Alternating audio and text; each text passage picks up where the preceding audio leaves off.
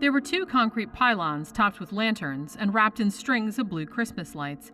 They flanked the narrow dirt path off to the left of the car, seeming incongruous against the backdrop of close, moss-hung trees, whose forms were starting to turn black in the twilight. "I'm guessing this is probably it," Evie said, folding up the directions she had printed out as Jonah turned the Honda and steered it between the pylons. After about 500 yards, the path opened out into a clearing where cars were parked helter-skelter around a cluster of buildings that included a small barn, a glassed-in greenhouse, and an aluminum-sided garage that housed a riding lawnmower. "It looks like they started without us," Finn said from the back seat, for the 2-story main house was ablaze with light, and even from inside the car the 3 of them could hear the intermittent laughter and the unmistakable cadence of the Pogues' Fairy Tale of New York, the only Christmas song Evie had ever been able to stomach. "You're lucky we came at all," she said, smiling as she glanced across at her husband in the driver's seat. "Jonah's been sick as a dog since yesterday." "Oh, I'll make it," Jonah said, though even by the dim glow of the dashboard panel he looked peaked. "It's just a virus or something." He nosed the car onto an empty patch of ground next to a fenced-in garden, then killed the engine. He sat there for a moment as though collecting his waning strength for some arduous task ahead. "Well," he finally announced, "happy holidays and so forth. Finn, could you grab that little bag behind Evie's seat? I'm going to get the pie and stuff out of the back. Did you remember that other present, Ev, the baby one?" "Yes, dear," Evie laughed, getting out of the car and smoothing her plain black dress over her thighs. "It's behind the food, I'll get it." Between the 3 of them, the various casseroles and desserts and sleekly wrapped gifts were conveyed from the car's hatchback to the front of the house in the woods, where a silhouette was already framed in the doorway waiting for them. As they approached, the silhouette resolved itself into the figure of Ben Loomis, one of their humble hosts. "I hope we're not late," Evie said, for she had taken the lead in their march up the flower-lined drive. Ben waved a hand at her as he relieved her of some of her burden. "Christ, the others have only been here about 15 minutes at the most. They've already gone through half the booze, though, so you'd better get in there. Hi, Finn. Hi, Jonah." Before another quarter hour had passed, the 3 of them were ensconced in the small but cozy house, drinks in hand. Jonah had only requested a half glass of wine and made a quick circuit of the room, wishing everyone a happy holiday, explaining his illness and his wish to refrain from infecting others. Then he retreated to a chair in the corner of the living room, casting an apologetic glance at his wife. Evie smiled reassuringly at him, her own wine glass filled to brimming. She and Finn stood near the fireplace, which was festooned with plastic holly and red candles, but contained no roaring Christmas fire. The winter had been unseasonably warm, even for Florida, so Ben, or someone, had simply poked the television into the grate and queued up a DVD of a burning Yule log, flickering on a continuous loop.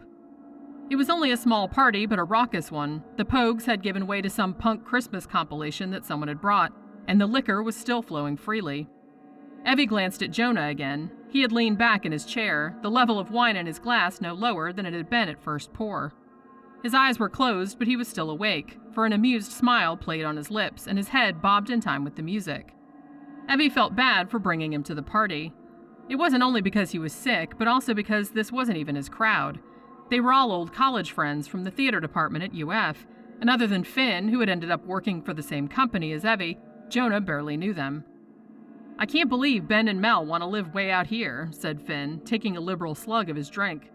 Evie grinned. "Oh, come on, it's not way out here. Why, there's a bait shop/strip club not 5 miles up the track." "Yeah, I think I saw Leatherface waving to us from the porch as we passed that," Finn said, and they both erupted in snickers. "I think I can guess what you 2 are laughing at." Melanie, Ben's wife of 2 years, had approached across the living room and was looking at them with mock disapproval. Her pregnancy, which aside from Christmas was the main point of the celebration, was far enough advanced that her belly made a hard, shiny sphere of the midriff of her red satin dress. She leaned forward across her bulk and kissed their cheeks in turn. "You look phenomenal, Mel," Evie said. Melanie threw back her head and preened. "Yes, just like a radiant hippopotamus. And don't think flattery is going to make me forget that you were casting aspersions on our Laura Ingalls experience out here." "I'm curious, Mel," Finn said, drawing his thick eyebrows together in faux seriousness. "Have you started hearing banjos, perhaps?" Melanie laughed in spite of herself. "Put a sock in it, Finn, or we're not going to feed you. Come on, it's all on the table." She looked over at Evie's husband. "Jonah, are you going to eat with us, or do you fear you might vomit on the honey ham?" Jonah's eyes remained closed, but a grin split his pale face. "I'll be all right. I'm getting up now." They all moved toward the table and took their places where their names appeared on glittery red cards. Evie was between Jonah and Finn, Ben sat at the foot of the table, and Melanie at the head. There were also 2 other couples, Andrew and James, and Gail and Robert. Evie hadn't seen them for almost 3 years, but they all looked much the same as they had at graduation. They were still young and vibrant and almost unreal in the candlelight. Ben cleared his throat, then smirked when several others at the table cleared their throats in imitation of him. Okay. You know I'm not a big formal speech guy, but I just want to thank all of you for driving out here to Deliverance Country to celebrate the holiday and the impending continuation of my genetic line. May I be worthy of the beautiful Melanie and whatever creature she may produce." He raised his glass. Salute. Pardon my French. Everyone raised their glasses in turn, their eyes shining with mirth and conviviality. Then they fell to with the comfortable casualness of a group used to breaking bread together, amid chewing and reaching and statements like, "What's under this tinfoil? Does it bite?" And "I made one with nuts and one without because I remembered Robert's problem." Evie helped herself to turkey and potatoes and some of the green bean casserole Finn had made. She looked at Jonah's plate and saw that it contained a single strip of pink ham swimming in a bloody pool of cranberry sauce. Her gaze flickered up at his face and asked the unspoken question, "Are you sure you're all right?" And just as wordlessly he answered, "Yes, don't worry about me." Evie wasn't worried exactly. Jonah did look better under the warm glow of the dining room chandelier, but not a great deal better. Once everyone had eaten their fill and started probing into the desserts, and once Melanie had brought fresh coffee out from the kitchen and poured everyone a big steaming cup, Ben looked around the table, his eyes glittering, his papery palms rubbing against one another in anticipation. "Do any of you know what this patch of land used to be called?" he asked. No one did, but they all knew the tone and magic of the start of one of Ben's stories, so they all settled in, turning their bodies almost imperceptibly toward him. Back in 1900 or somewhere around there, this place was just a farm in the middle of this huge wilderness, totally surrounded by a swamp. "So, just like now then," Andrew said. "You know better than to interrupt me when I'm drunk and pontificating," Ben said, pointing at Andrew with a waggling finger.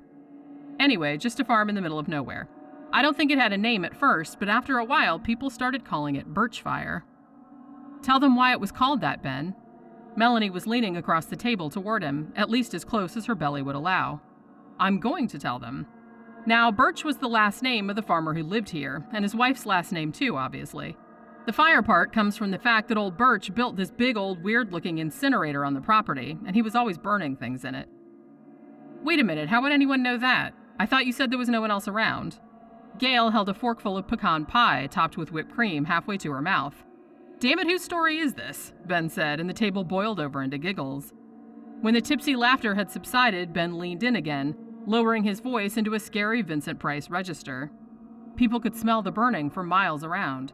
They all said it smelled like the fires of hell, with just a touch of smoldering flesh. "For a little added spice," Finn interjected. Ben went on, ignoring him.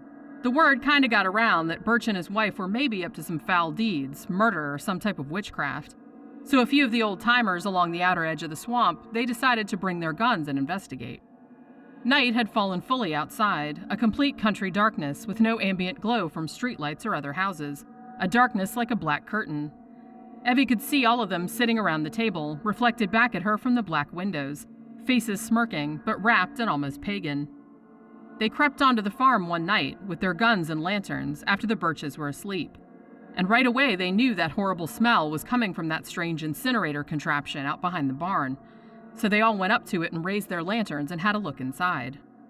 Everyone at the table was silent now, their half-eaten desserts still on the plates in front of them, their coffee growing cold. The only sound was the occasional susurrus of wind through the thicket of trees outside, the droning whir of crickets.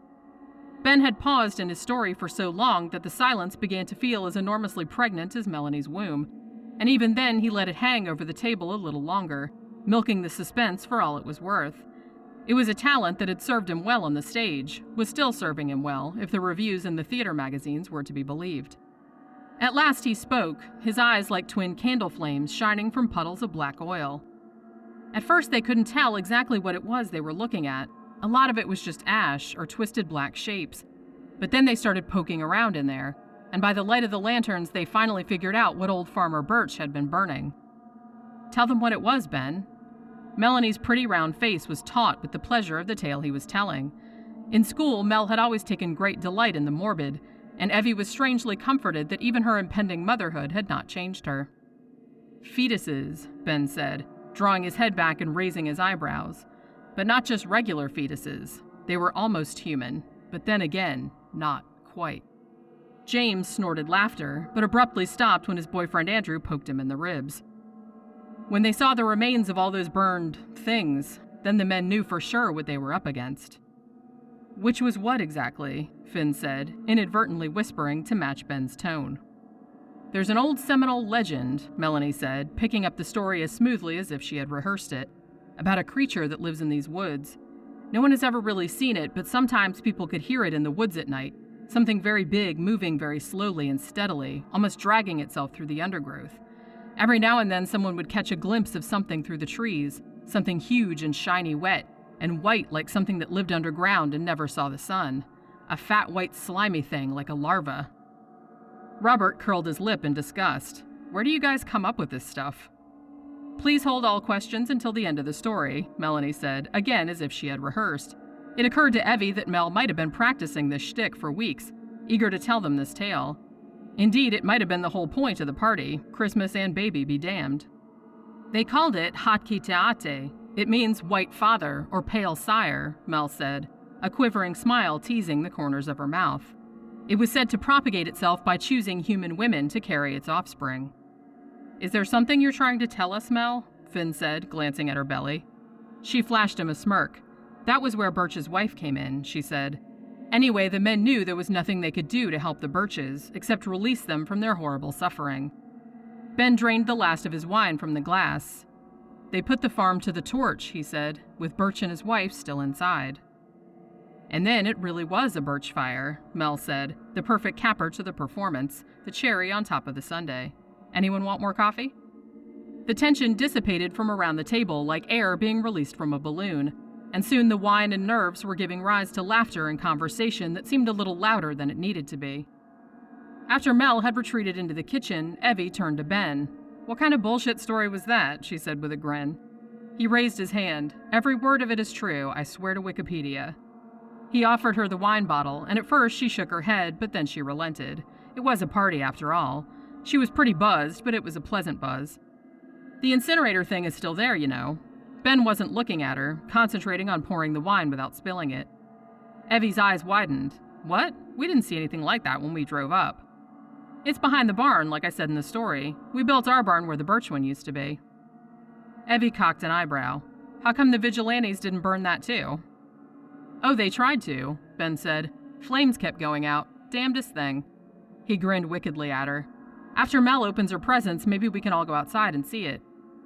And so after the food and drink had been cleared away, Evie found herself sitting in a chair by the fireplace, listening to the howls of laughter as Mel opened the wildly inappropriate baby gifts everyone had brought, including a pacifier with vampire fangs and a tiny black t-shirt bearing the slogan, Mommy Shakes Me. Evie laughed too, but she couldn't stop thinking about Ben's crazy story, wondering if that infernal barbecue was really still out there in the inky blackness beyond the windows, standing there as a mute testament to a cursed madness. Once Mel had torn through her pile of gifts and more wine had been consumed, Ben suggested the whole party should drive out to town to see some Christmas parade with fireworks, and most everyone agreed immediately and began squabbling about who was still sober enough to pilot Ben's ancient Chevy Suburban. Evie glanced over at Jonah, who still looked like death warmed up, and then over at Finn, who was looking at her with strange intensity that she had been noticing a lot in the past few months. You don't mind if I go ahead and crash early, do you? Jonah was stretched out on the love seat, his shoes abandoned on the rug. I'm still not feeling very well. Ben looked down at him, drunkenly stern. If you must be a complete and utter killjoy, then by all means. We gave you the first bedroom at the top of the stairs if you want an actual bed to die in. Jonah smiled weakly. Thanks, I might take you up on that. I guess I'll stay here with him, Evie said, in case he needs anything. She knew he probably wouldn't. He would likely just fall asleep until mid-morning. I'll stay too, Finn said, a little too quickly. No offense, but watching the world's most inbred Christmas parade doesn't sound like a way to spend an evening. Oh, I see. Us country folks aren't good enough for you latte-sipping urban types, Ben sniffed. That's fine. Eat my food, drink my booze, ogle my pregnant wife, and mock me. Go ahead. Finn laughed, and Evie took Ben by the arm. I want to see that oven thing, she said, quietly enough that Jonah wouldn't hear. Have you got a flashlight? Ben looked at her for a second as if he had no idea what she was talking about. Oh yeah, I forgot about that. There's a flashlight in the cabinet over the stove, but be careful if you go out there. The woods are full of snakes and bears and who knows what else. I'll be careful. She turned and saw Finn watching her, a bright glitter in his eyes. After the inebriated party had left, the roar of the Suburban's engine quieting the crickets as it faded into the distance, Evie and Finn, both slightly wobbling on their feet, managed to pack Jonah upstairs and get him settled under the dull red counterpane in the spare bedroom. He smiled vaguely in their direction, then slipped into sleep, his partially blocked sinuses turning his breathing into the rooting snuffle of a warthog. Evie quietly closed the bedroom door and followed Finn down the stairs. You're really going out there to see that thing? Finn was watching her as she stood on her tiptoes and poked through the upper cabinets. You're coming too, hero, she answered, glancing over her shoulder at him. That way when a bear comes, it can eat you while I run away. Ha ha. He crossed his arms and tilted his head to one side. Ben's probably full of shit, you know. There's nothing out there. Evie found the flashlight and flicked it on and off a few times in Finn's face. I guess we'll see about that. Don't make me call you a chicken. The night had gone pleasantly cool, the air just crisp enough to cause sharp tingles on the tips of their noses and fingers.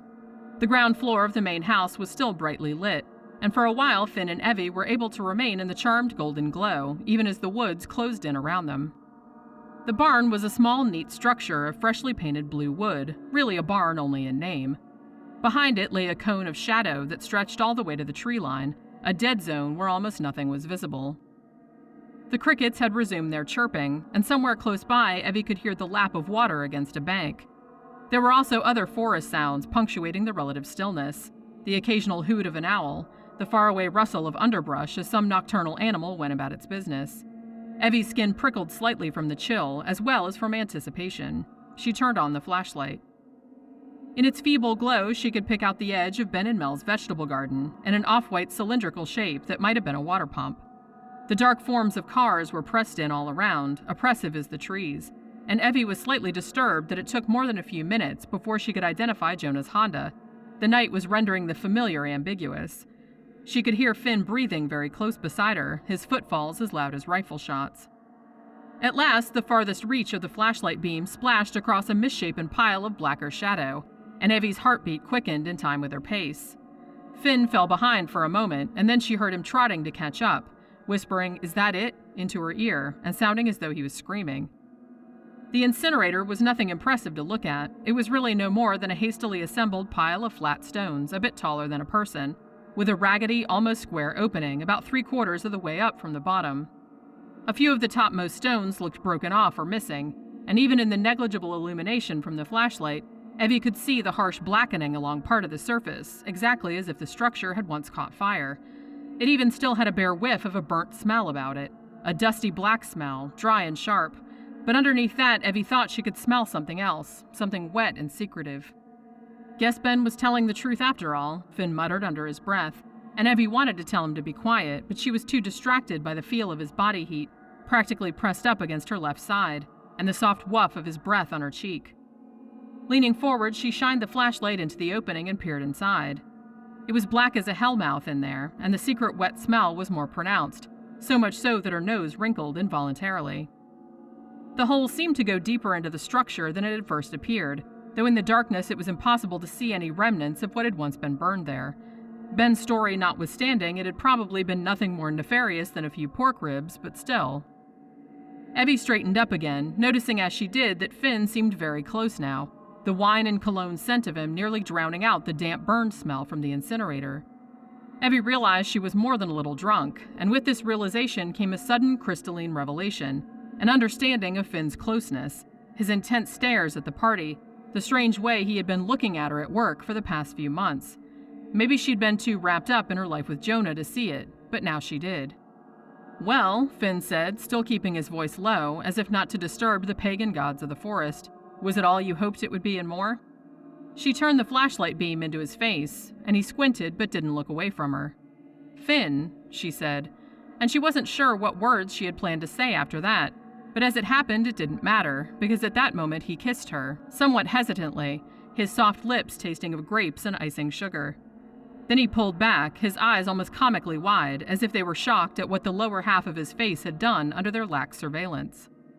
They stared at each other for a moment, Finn's features still bathed in the shaky partial glow of the flashlight, their breathing gone ragged as if they'd both been running. Evie felt something very strange come over her, perhaps only the shock of the situation mixed with the potent effects of the wine, but perhaps something else as well. For some reason, she flashed on Jonah and his pitiful sick snores as he lay in the guest room upstairs, and she suddenly thought of things about him that she'd never consciously thought before, like the way one eye drooped when he looked at her, the way he hummed between his teeth when he was nervous, the way he always pulled stupid faces when they were making love, as if he could never quite take the endeavor seriously. She felt distantly guilty for thinking these things, but the impressions nevertheless came to her in a hot wave of emotion that also carried with it the sudden appreciation of the pale sloping angles of Finn's face, the way his dark hair fell in just so wisps across his forehead, the way his silver-green eyes considered her with open longing, the sweet animal smell of him overpowering her better judgment, short-circuiting her rational brain, and plugging straight into the reptilian. With no further consideration, she touched the side of his face with her free hand and leaned in, pressing her lips against his hard. She could feel their heartbeats tripping in crazy jazz improv rhythms as their bodies met. When she backed off, a seeming eternity later, she felt as though she might lose her balance, and steadied herself by placing her hand on the lip of the incinerator's opening. The burned stone felt powdery and yet oddly slick beneath her fingers. Finn's gaze dropped. "I didn't mean for that to happen," he said, his voice almost muffled, as if they were facing each other inside a fabric bag. Evie willed her heart to stop racing, breathed slowly through her nose. "It's all right, I think we're both a little drunk." That wasn't all it was, of course, but normalcy had to be restored, the incident closed off from external reality. "Yeah, I guess we are." The green of his eyes seemed to darken, the green of the surrounding forest at twilight, but then the illusion passed. "Did you see what you wanted to see?" Evie had almost forgotten about the incinerator, poised there beside her, supporting her wobbling legs. "Yeah, I guess I—" And then there was a strange sound from the woods, not a loud sound but somehow tremorous, more felt than heard. Finn looked at her, his eyes round, and Evie's heart wheezed to maximum capacity again, threatening to burst through her chest. The sound came again, a low dragging sound, a belly-crawling sound. Evie first thought of a big gator crawling out of the swamp, its scaly hide shimmering black in the moonlight. But what she really thought of, in the part of her mind where her consciousness would not go, was a blind, white, wet thing pulling itself through the fallen leaves with its pulse-pink appendages like segmented beetle legs. The air temperature seemed to have plunged 15 degrees, and she shuddered. "Let's get back to the house." Finn was clearly frightened, his pale face gone paler still in the silent movie flicker of the flashlight she still held in her trembling hand. "Yeah." Evie loosened her grip on the incinerator opening, but for a moment it seemed that her hand was reluctant to let go. It felt like there was a 20-pound dumbbell at the end of her arm. "I shouldn't drink so much, it's making me stupid," she thought, though that was just the innocuous mask over the face of her real thoughts, and she yanked her hand away with such force that she nearly toppled to the ground. Would have, in fact, had Finn not clumsily caught her. The darkness around her was spinning a little now, the stars overhead like white streaks spiraling into a drain. She pointed the flashlight in the direction she thought the house lay in, though the barn was evidently blocking her view of it because she could see nothing but shadows on top of shadows. "Come on," she whispered, comforted by the warmth of Finn's body beside her. He gripped her free hand but then pulled away with a sharp cry of disgust.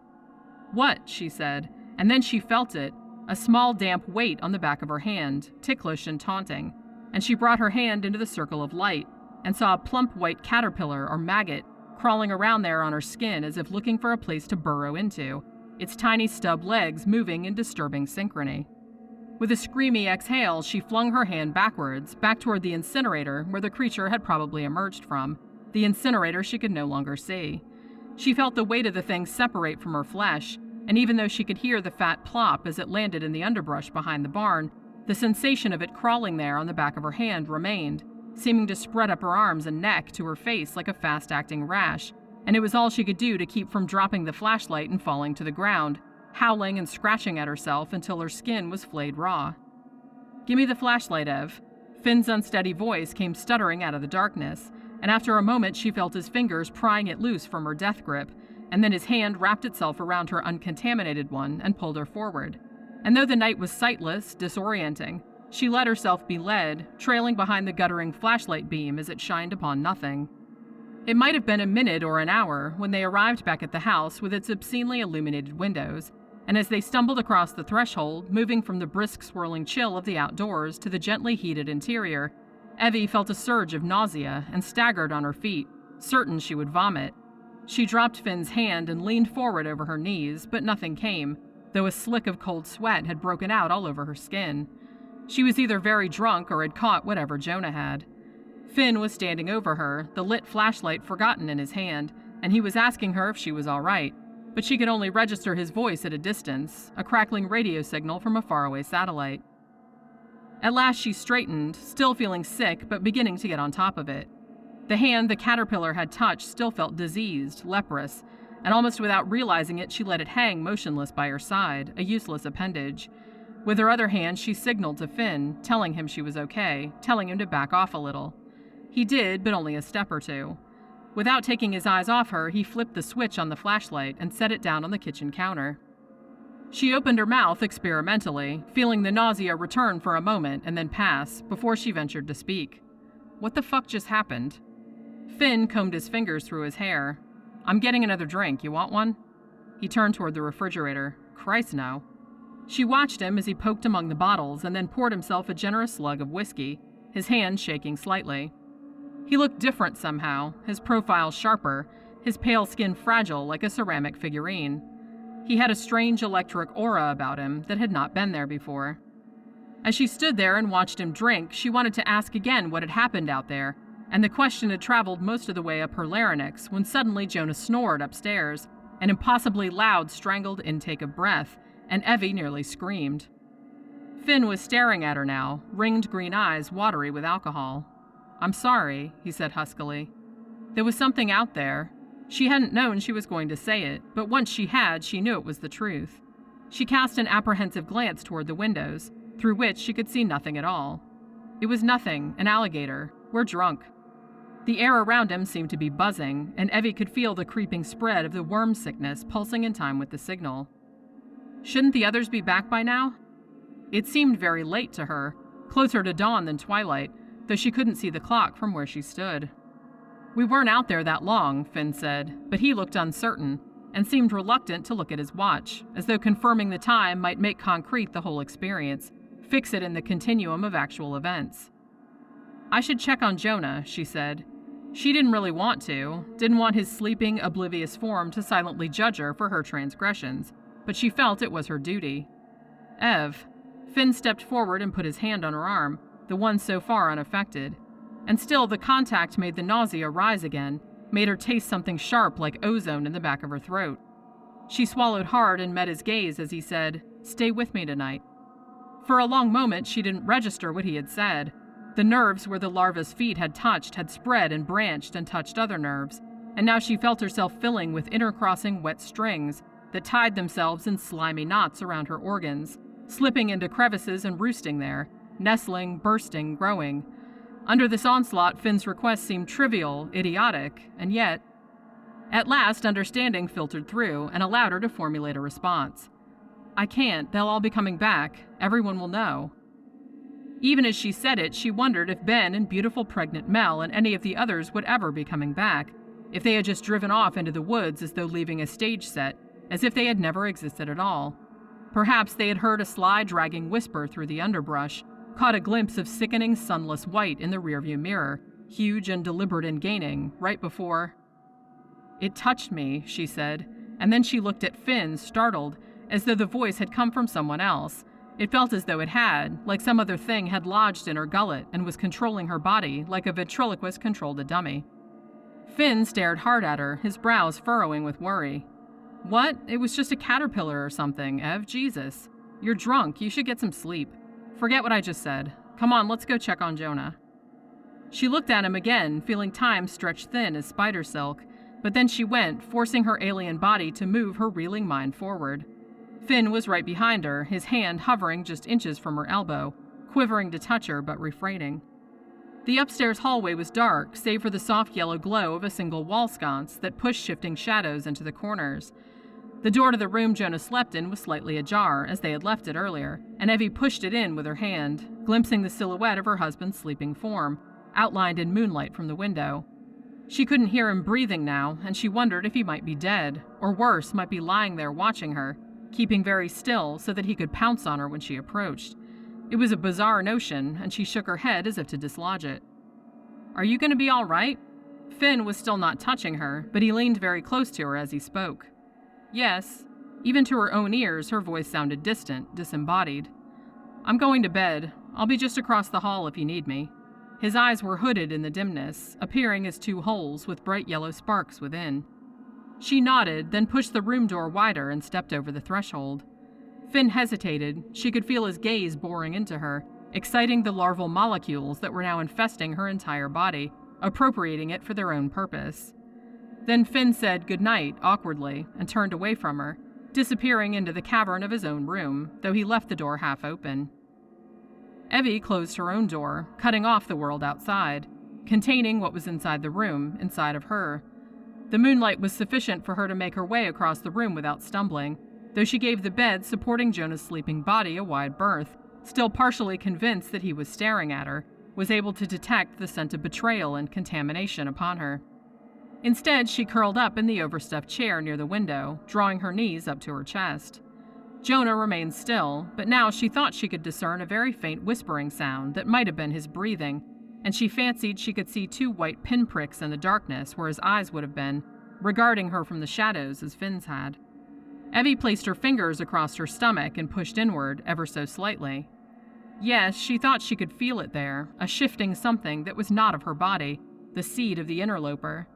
She closed her eyes, and for a moment she was outside in the crisp pine-scented air again, her hand clutching the concrete lip of the strange furnace, Finn's green eyes enormous in her vision, his lips pressed into hers. That was how it had fooled her, she realized, that white-fleshed dweller in the woods. It had used the form of her dearest friend to impart its hellish progeny, to make her its vessel. It had chosen her, seduced her. She felt a fluttering beneath her fingers, deep inside her belly, and then she was sure that the flesh there began to swell. She almost called out for Finn, but how could she trust him, after what he had done, after what he had conveyed to her? What if he appeared at the door and she could see it behind his eyes, the white fleshy form of the thing, watching her, mocking her? And of course Jonah would be no help either. Jonah, ostensibly ill, ostensibly sleeping, but really lying there a few feet from her, watching her too through the sharp twinkles that had once been his eyes. He knew what she had done, knew and judged. Her belly stretched larger, enough that her interlocked fingers began to pull apart, and she shuddered at the feel of the parasitic weight and the squirming movements of the creature, drawing her knees even closer to her torso in the hope that she could crush it in its stolen incubator. But it seemed that this only made the creature push back harder against her, and she cried out in pain, though she at least had enough presence of mind to jam her fist into her mouth to suppress the sound, to keep Finn from coming, to keep Jonah from feeling the satisfaction. Suddenly, the room was awash with light from the window, and outside a great rumbling sound arose like the combined roar of all the hybrid demon children emerging from the ground, bent on revenge. They were coming for her, she knew that, all of those twisted, burned bodies squirming and mewling through the undergrowth, followed by their sire, larval father, Conqueror Worm. She couldn't let herself be tricked again, breached again. She couldn't end up like Mrs. Birch, not if she could do something to prevent it.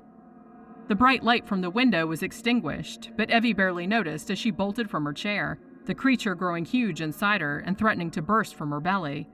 Distantly, she heard a creak of bed springs and her husband's sleep-thickened voice saying her name, but she was already at the bedroom door and out in the hallway. And then Finn's startled face appeared in her peripheral vision as he poked his head out from his own room, intoning, "Evie, wait," but she was past him and down the stairs. She heard him following, panicked footfalls not far behind, but she ran on regardless. Fire will cleanse, she thought. The same fire that had destroyed the beast's former children would also destroy the one she carried, and destroy her with it, shatter the vessel. As she ran through the kitchen, her gaze fell on the red candle lighter that had been used to light the candles at dinner an eternity ago, and she snatched it up in a fluid motion, trying to ignore the crawling and gnawing of the furious spawn inside her body. Finn shouted her name again somewhere, but it was nothing to do with her now. Cool air slapped her in the face as she tore open the back door and streaked out into the night.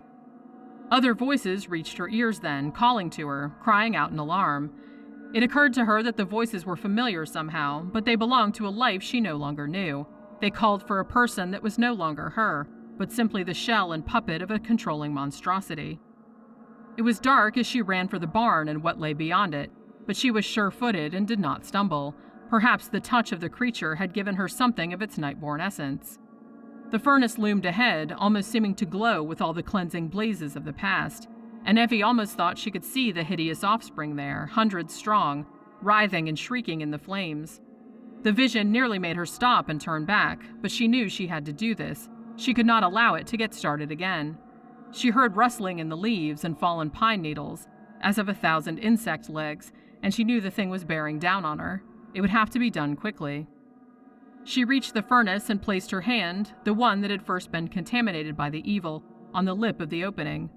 When she flicked the candle lighter to life, the tiny orange light seemed to illuminate the world, and out of the corner of her eyes she thought she saw something massive, tall as treetops, white and glistening wet in the glow. Its shadow fell across her. She pressed the flame to her flesh and waited for it to purify her.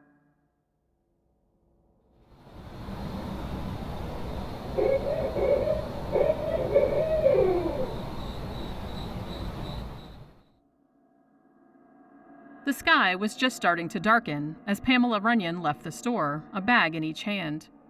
She had parked as close as the crowded lot had allowed. Since the accident, which her mind always insisted on enclosing in quotes, she hadn't felt much like walking far. The lights around the parking lot were beginning to flicker to life as she stowed her bags in the trunk. She dropped her keys, swore, and stooped to pick them up. She heard a car pull into the space next to hers, but she didn't pay much attention. An owl hooted somewhere in the trees nearby. Pamela straightened up, keys in hand, and then she was grabbed from behind. She opened her mouth to scream, but a hand clamped over it, and she just had time to think what long fingers the hand had before she felt a sharp blow to the back of her head. After that, nothing. It was dark, but she could see a little from a faint green glow to her left, an alien light.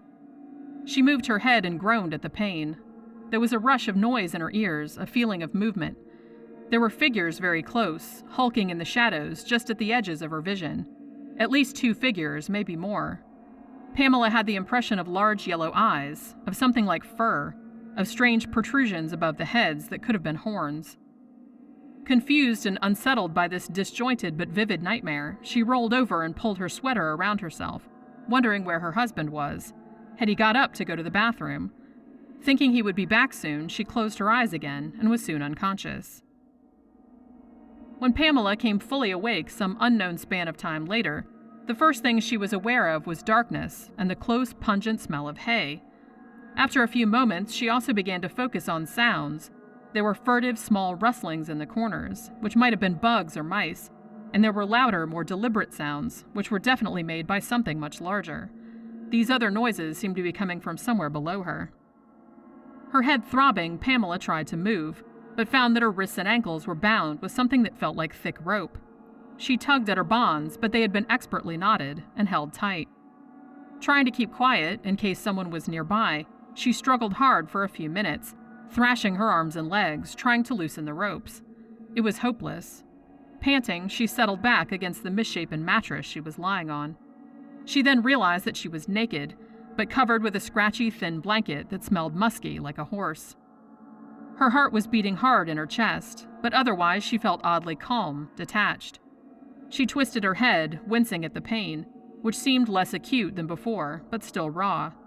Above her, she could just make out the faint outline of what might have been a high, curtained window, with moonlight filtering unevenly around the edges. She wondered, almost idly, if anyone outside would hear her if she screamed. Before she could find out, Pamela heard a heavy, rhythmic creaking, like the sound of footsteps on a wooden staircase. As the creaking grew louder, she also thought she could hear a regular but muffled rasp of breath, in and out like the wheeze of an asthmatic. Once she had realized the implications of these sounds, her strange calm suddenly ramped up into pulse-pounding terror and panic, and she began to struggle again, violently this time, her limbs contorting in inhuman spasms in her desperate attempts to get free. She grunted and swore and screamed, thrashing against the lumpy mattress. The blanket was thrown off her body, and she felt the nip of a cool night breeze on her skin, which pushed her to struggle harder. "Let me go," she said into the darkness, which was now laden with an obvious presence. She wanted her words to sound fierce and fearless and authoritative. Instead, they came out as a pitiful squeak. She could see the figure now, dimly, as it seemed to emerge slowly from the floor. Her frenzied mind took a few long seconds to determine that it was actually climbing up into the room from below, either from a staircase or a ladder. Another few seconds elapsed before she put all the clues together and deduced that she was being held captive in the loft of a barn. The sparse moonlight from above illuminated only a vague silhouette, but as the figure drew close, Pamela could plainly see that this was not a normal person, if indeed it was a person at all. Its dimensions were roughly human-like, and it appeared to walk on 2 legs and to have a roundish head, but there the similarities stopped. There was a flash of large golden eyes and horns or antennae protruding from the crown of the creature. Its shoulders were fairly narrow, like a person's, but they flared oddly out and down, giving it the appearance of armlessness. Pamela tried to curl her trussed and vulnerable body as far away from the approaching thing as the ropes would allow. "Please," she said, not knowing where to look on the creature, and finally focusing on the yellow glints that might have been its eyes. "Please don't hurt me. I won't." Won't what? She realized she'd been trying to think of something, some bargain she could make in exchange for her freedom. But what could she give this creature? What did it want from her? "I won't tell anyone about you," she said, which seemed meaningless, but was all she could think of. The creature didn't answer. It was very close to the edge of the mattress now, and as Pamela watched in horror, it leaned down toward her. She wanted to turn her face away, not see what this thing looked like, and she whimpered and cried, but in the end she kept looking, couldn't tear her eyes away from it. Its face was oddly flat and covered with something soft. Upon closer inspection, this covering proved to be feathers, which were mostly white but turned to a darker brown around the edges. There were indeed huge round discs for eyes, glowing yellow in the dimness, the pupils fixed and black and staring. A tiny pearly beak jutted from where the nose would be on a human being. Pamela wanted to scream, but the sound died in her throat. The creature was looking at her, but its eyes did not move, its expression did not change. In a swift motion, it reached down and picked up the blanket from the floor and placed it back over her, with what, she could see now, were perfectly normal human arms, which had previously been concealed under a long poncho. "I'm sorry about this," the creature whispered. It was a woman's voice, Pamela realized with a start, although she couldn't determine from where the voice had issued, since the creature's face had not moved. "Why have you brought me here?" Pamela asked, her heart finally resuming a normal beat. She felt much better now that she was covered up again, and now that she knew this thing could talk, could feel sympathy. The bird woman didn't answer right away. Instead, she sat down on the floor, crossing her legs, her face now on a level with Pamela's. "I brought you something to eat," she said. "I'm sorry about the ropes, but I can't undo them." Pamela tried to force herself into a sitting position, but only succeeded in straining her limbs painfully. She gave up. "What do you want from me? I don't have anything to give you." She suddenly remembered waking up earlier, in the van or whatever it had been. There had been others, at least 2 more besides this one. "There are more of you, aren't there?" "Yes, down below." The creature produced a bowl from somewhere under the poncho and stirred at its contents with a wooden spoon. "You have to eat now. Keep up your strength." "Strength for what?" In the dimness, Pamela could see the spoon coming toward her, laden with some kind of colorless mush. She was hungry, but she had to admit it didn't look very appetizing. "What is it?"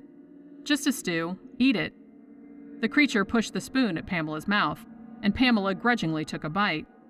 The stuff was gritty and fibrous and tasted slightly of maple, not good, but not as horrible as she was expecting.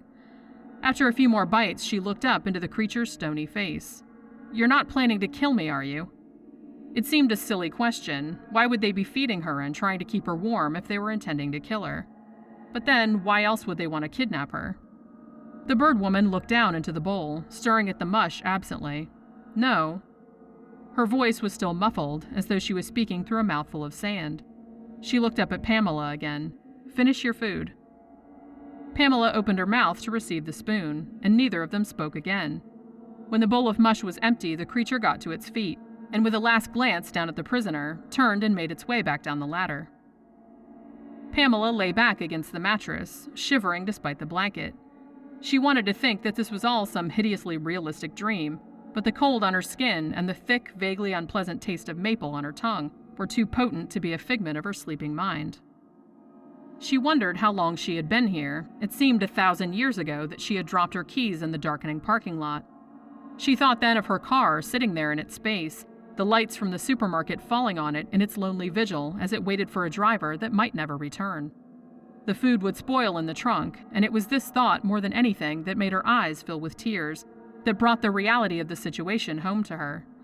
Then she wondered how long it would take before Bill would wonder about her, would drive to the supermarket and see her abandoned car sitting there. Her vision blurred, and the tears began to fall freely. She did not stop them. At last, she cried herself out, the only remnants of her emotional outburst a headache and a puffy feeling around her eyes. It was still dark in the room, darker now than when she'd come in, so she guessed the night must have been nearing its zenith. The cold was its own presence now, closing its icy fingers around her woefully unprotected body, and she tried to compact her trussed limbs to keep herself warm, but with little success. Her arms had become one sharp ache, and she feared that her legs were losing all sensation. She wiggled a little to get the blood flowing, but her efforts were little better than nothing. She knew she wouldn't be able to last very long in this state, even if the creatures did deign to feed her every once in a while. Before she realized it, Pamela had fallen into a fitful doze, and had started to dream of the accident, as she often did. But just as the dream was coming to its bloody climax, she was startled awake by a furtive noise coming from the ladder, where the bird woman had emerged from. At first, she did not panic, thinking perhaps the woman had returned, or even reconsidered releasing her. But almost immediately, Pamela realized that this creature was one of the others, perhaps one of the staring figures she'd seen in the van in her hallucinatory state. It moved similar to the woman, but was larger, with broader shoulders and a rounder head. Its walk was quicker, more confident. It also wore a long poncho that made it appear armless in the dimness of the loft. Its snuffling breathing was deep, and from this Pamela guessed that it was a male. Her stomach coiled in fear. What could she do? Struggling for escape was useless, and something told her that begging for mercy wouldn't be much help either. The thing was huge and towering, so close now that she could see its fixed yellow eyes in the scant moonlight. She lay perfectly still under its gaze, wanting to feign sleep but unwilling to take her eyes off it. Instead, she looked into its golden orbs, pleading silently, not moving, offering herself to its scrutiny and, perhaps, its pity. As she lay there, the blanket was gently pulled away, leaving her naked, exposed, and freezing. She cried out, but the thing made no move to silence her. Instead, it fumbled around beneath its poncho for a moment, before climbing on top of her, covering her body with its own. Pamela screamed, her breath ragged from the weight on her chest, but the creature didn't seem to hear her, or didn't care if he did. His arms rested on her shoulders, effectively pinning them, and then she felt herself parted by a large and seemingly human member. She tried to scream again, but no sound emerged. Her tears had dried, but she sobbed anyway, great dry gasps that punctuated the creature's eerily silent thrustings. The warmth and weight of him was sickening, and Pamela could feel his body rubbing against hers, a body she almost expected to be covered with feathers or otherwise monstrous, but a body which, in fact, felt relatively normal. The only strangeness arose from the man's arms, which seemed to be clothed in something with long, flapping, rubbery sleeves, perhaps some bizarre garment he wore beneath the poncho. Pamela thought of another explanation for this odd material, but she quickly dismissed it and stared at the ceiling, or at least what she imagined to be the ceiling, which was too far up for her to see. When it, had finished with her, he rested for a moment, lying on her stomach and breathing hard through the massive feathers that covered his face. Pamela did not look at him, and thought she might go crazy if he were to focus those golden eyes on her again now, after what had just transpired between them. She felt a dampness between her thighs, and the gorge suddenly rose in her throat. She fought hard not to vomit.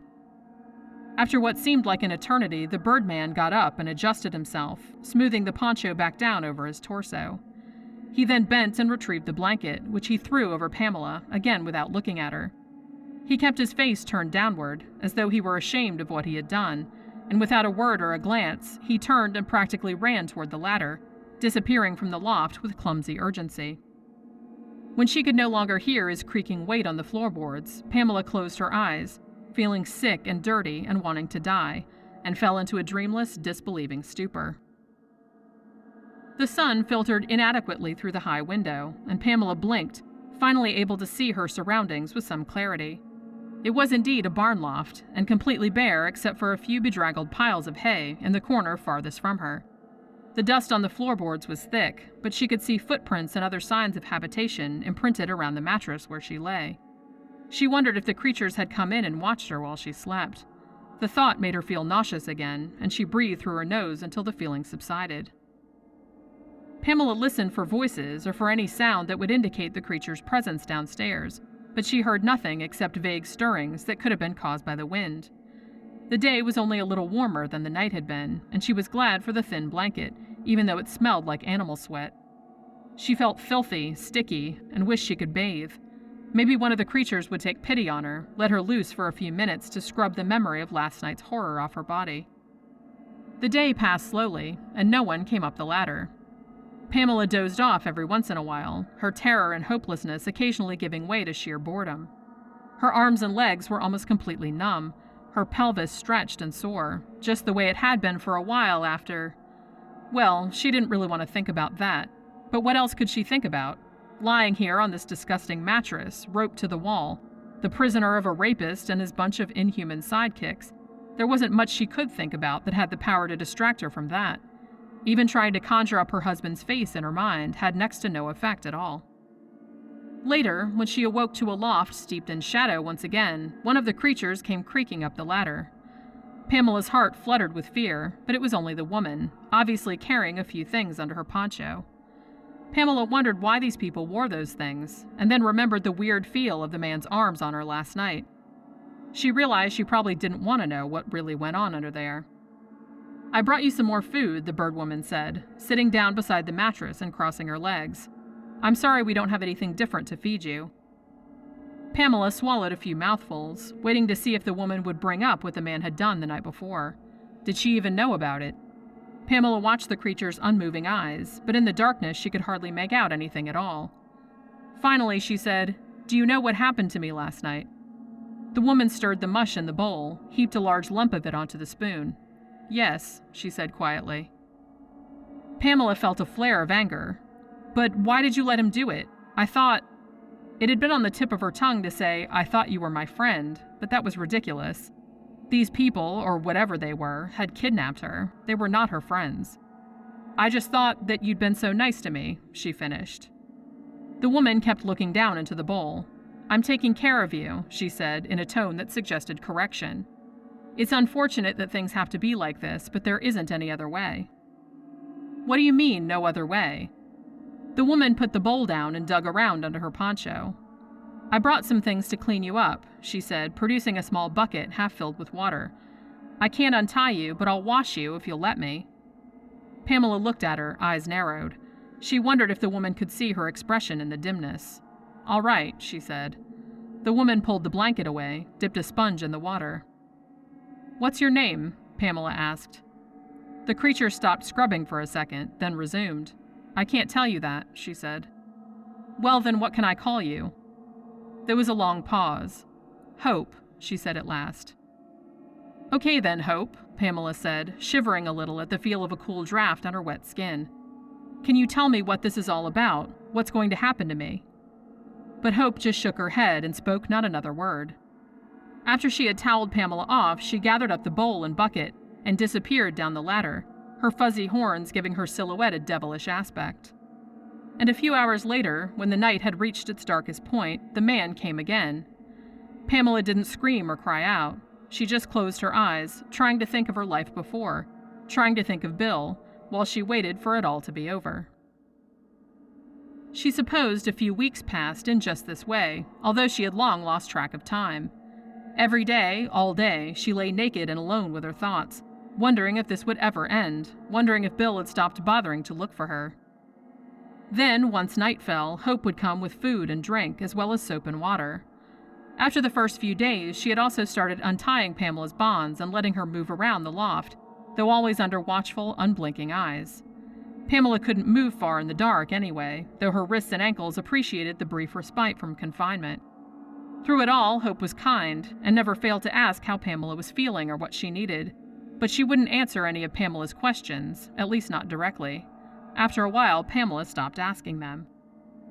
Then came the part Pamela dreaded, for once Hope left, she would lie in the hay-thick darkness, straining her ears to the sound of the man creeping up the ladder toward her. The fact of the nightly rapes had long since ceased to be frightening, but the anticipation of the act was murder. She no longer even felt any disgust toward what this half-man was doing to her, for after what she had been through, lying naked and chained day after day, forced to piss and shit into a bucket that Hope brought, or straight onto her mattress if Hope wasn't around, had quickly inured her to the loss of her personal dignity. She now simply endured and waited. She was, in fact, so used to the routine that when the man failed to materialize on one warm night some unknown time later, she felt something that under different circumstances might have been disappointment. She was so puzzled by his absence that she found herself unable to sleep at all, and was still lying awake as the sun rose, throwing its sliver of pinkish light across the floor at her feet. That day seemed endless as she waited for nightfall, and for Hope to come and explain this disturbing interruption in the scheduled events. Pamela was restless and struggled at her bonds more than she had in weeks, picturing herself breaking loose and stumbling to the edge of the loft, naked and dirty and reeking. She imagined looking down into the barn in the waning daylight and seeing a vast panorama of huge, black, unblinking eyes staring at her from countless flat, feathery faces. The image was so real in her mind that for a moment she didn't realize that one of her hands had come loose from the rope. When this fact had finally registered, she felt a bizarre surge of elation mixed with horror. She was free now, but for what purpose? Where would she go from here? What would she do? She had become so broken down, so accustomed to her captivity, that she could no longer conceive of herself going back to living the way she once had. In any case, her hand was free, and with relief she shook it to get the circulation moving, wincing at the pins and needles prickling her palm. She then rested her hand on her belly for a moment, thinking it felt out of place there, warm and alien. The feel of her belly under her hand reminded her of the accident, and she snatched the hand away as quickly as the loss of feeling would allow. She didn't want to think about the accident, not ever again. At last she reached up and untied her other hand, cursing under her breath at the difficulty of the fraying knots, the slipperiness of her fingers. When both hands were loose, she pulled herself up to a sitting position and immediately felt as though she might vomit. This did not surprise her too much, as she had been eating nothing but maple-flavored paste for the past few weeks, but it was still an unwelcome sensation. She breathed hard through her nose until the nausea had passed. After she had freed her ankles, she turned on her filth-caked mattress and set her bare feet on the floorboards. Standing was a challenge. It was true that Hope had allowed her to move around some, but Pamela was usually unable to crawl any more than a few feet before collapsing from exhaustion and illness. But she finally managed to get unsteadily to her feet, and she stood there swaying for nearly 10 minutes. In the back of her mind, she remembered the blanket on the bed, which now smelled worse than she did, but she didn't bother to cover herself with it. Her constant nakedness was another thing she had gotten used to. Slowly, she made her way to the spot where the floor stopped, where the loft overhung what she presumed was the lower level of the barn. She heard very little noise, save for faraway birdsong and a low, steady whisper that might have been the wind through the eaves or the sound of someone breathing. She reached the edge near the ladder, keeping a few inches back in case her unreliable legs decided to collapse and pitch her over the side to certain destruction. And then she peered out and down. At first, the scene beneath her didn't really register, and she looked at it blankly for nearly a full minute before real understanding dawned. In point of fact, it was eerily similar to the scenario she had envisioned earlier, except that no feathered faces looked up at her with round golden eyes. They were actually all sleeping, and their faces weren't feathered at all. They were normal human faces, and there were at least 4 dozen of them, if not more.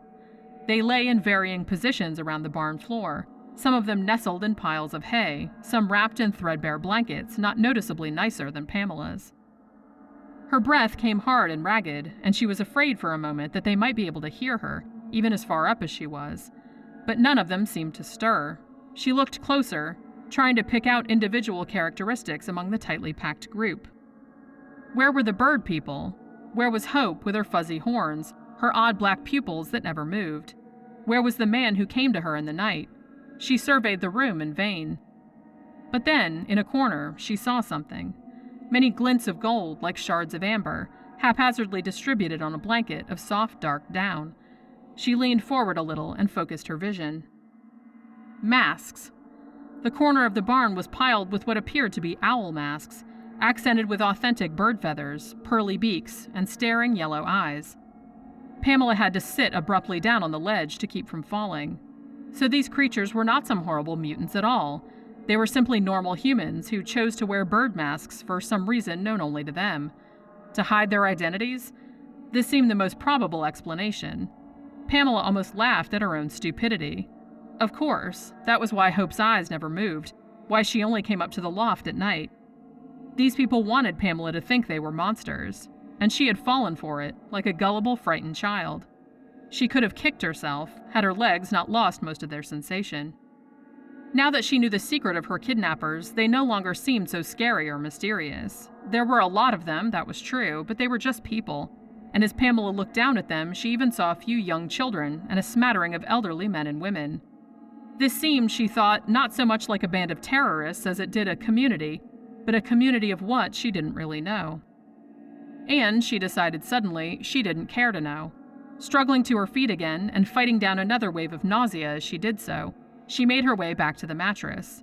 She would need the blanket at the very least. If she was going to make an escape, it might be days before she was found. She would need something to keep warm. Food was going to be another problem, but one she would consider once she was out of this horrible place. She'd forage for grubs if she had to. Quietly, she wrapped the rancid blanket around her shoulders and tiptoed back to the ladder. Everyone appeared to be in the same position as before, and with all the strength her wasted body could muster, she began the long climb down into the barn, hoping that her legs would hold out. She reached the barn floor without incident, and then, her heart hammering in her chest, she began to creep toward the closed barn door, scanning her eyes left and right, searching for any sign of movement. There was none, although one chubby little girl cooed a little and turned over in her straw bed. Pamela watched her until she stilled again, and then kept moving. The door was a simple wooden construction, and it appeared to have no lock. Pamela turned the knob. It creaked in the silence, and she froze, but no one woke behind her. Impatient for her freedom and slightly disbelieving that escape had been so easy, she pushed open the door and found herself staring down a tree trunk at the ground, several stories below. Pamela wasn't sure what happened then. She remembered a feeling of vertigo and the return of the nausea. Then there was a frenetic motion all around her, and then she must have blacked out. When she came to, she was back on her mattress in the loft, although her wrists and ankles were not bound. The sunlight glowed orange through the crack in the curtains, and she surmised that it must be nearing sunset. So she'd been out for at least 2 hours. A slight sound to her left caused her to turn her head, which pounded in time with her heartbeat, heightening her queasy feeling. There was a girl standing a few feet away, watching her, and even though Pamela had never seen her face, she knew it must be Hope. The girl looked small and vulnerable without her mask and poncho, just like a regular girl in her early 20s, dressed in faded jeans that were cinched at the waist with a hank of rope, and a white sleeveless top. Her arms were folded tightly across her chest, but even then Pamela could tell something was wrong with that portion of the girl's anatomy. She remembered the reptilian feel of the rapist's sleeves, or so she had thought of them, but now she saw the reason for the ponchos. The rapist and this girl, and perhaps some or all of the others, had what appeared to be extra flaps of skin, extending from the underarm all the way down to the tip of the pinky, like the fleshy wings of a bat or a flying squirrel. Pamela shuddered. "You shouldn't have tried to get away," Hope said softly, her dark eyes brimming with sorrow. "We took care of you, didn't we? We even saved you just now. You would have fallen out of the tree if we hadn't grabbed you just in time." "Hope," Pamela said, trying to sit up but feeling dizzy and sick. "Hope, I know that's not your real name, but please, please can you tell me what's going on? Why do you all wear masks, and what's wrong with your arms? What are all of you people doing out here?" She sounded angrier than she intended, but she knew that most of the fury in her voice was just a manifestation of her frustration and despair. Hope didn't speak for a moment. She appeared to be arguing with herself. Her eyes flickered right and left. Finally, she said, "We needed you. We knew about your baby." Pamela felt her breath leave her body. She stared at Hope in stunned silence. "We know a nurse at the hospital you went to," Hope went on, seeming not to notice Pamela's shock. "We try to have friends in hospitals all around the area to alert us to various anomalies." At last, Pamela cleared her throat painfully. "What do you know about my baby?" Hope crossed the loft, her bare feet making a shushing sound in the dust and scattered hay. She sat near Pamela's mattress, still keeping her arms self-consciously close. We know it had a genetic defect. Its bones were lighter than normal, with almost no marrow, like a bird's bones. Pamela was beginning to get the picture, and the very enormity of it overwhelmed her. She couldn't speak. When we first heard of it, we were just going to wait and kidnap the baby. We wouldn't have hurt it, of course, merely adopted it. I'm sure you'll understand how something like hollow bones could be very useful to us. At this point, Hope unfurled her arms, almost shyly, and extended them outward. Pamela's first impression had been right.